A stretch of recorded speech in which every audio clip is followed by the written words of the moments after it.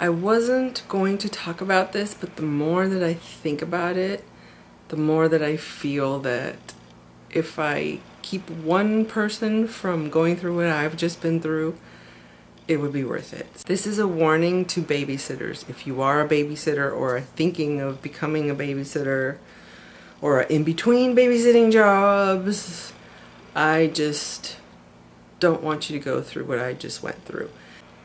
I don't really want to get into the story because it'll probably take me an hour to talk about.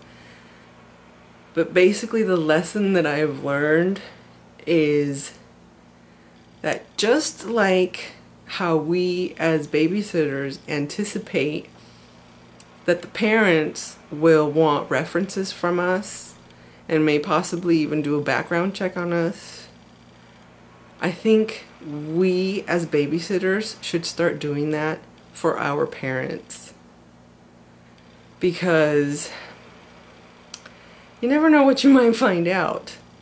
Okay, if we're being realistic, when you ask a parent for the previous babysitters that they've had, they're not likely to give you anybody with whom they had problems, right? Just like you're most likely to not give as your reference somebody that you had problems with. But I think the key is that if you ask them when you're in person talking to them and they're not ready for it, you'll get to see their reaction and you'll get to feel the energy when you ask them, would you please give me the names and contact information for your previous babysitter so I could maybe speak to them first, please?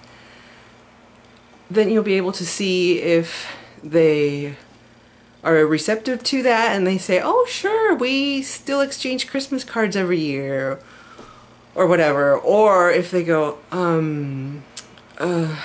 well, yeah, my last babysitter was abusive and that's why we had to leave her, so I don't talk to her anymore, or something like that. And if you can, honestly spring the 10, 20 bucks or 30 bucks, whatever it is, for a background check, because you never know what you're going to find out. You might save yourself from having to deal with somebody who is paranoid, who is a chronic pot smoker, hypothetically speaking, who has a history of accusing his babysitters of abuse and then not paying them over $200 for about 40 hours of their time. I really wish I had thought about doing that before I took this last job. I was just so desperate to have a job, to get my snowball going, to save money for my husband's retirement, blah blah blah, that I didn't listen to my gut. There were signs, small ones here and there along the way before it all came to a head, and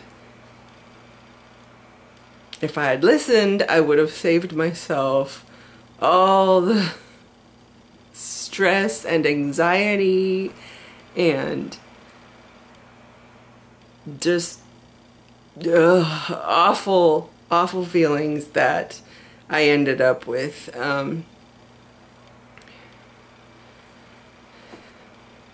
He really scared me, and it really sucks, but I don't think I'll be babysitting anymore, because this last month has just been so stressful. I don't even really want to talk about it. Just, yeah, if you're a babysitter, be careful.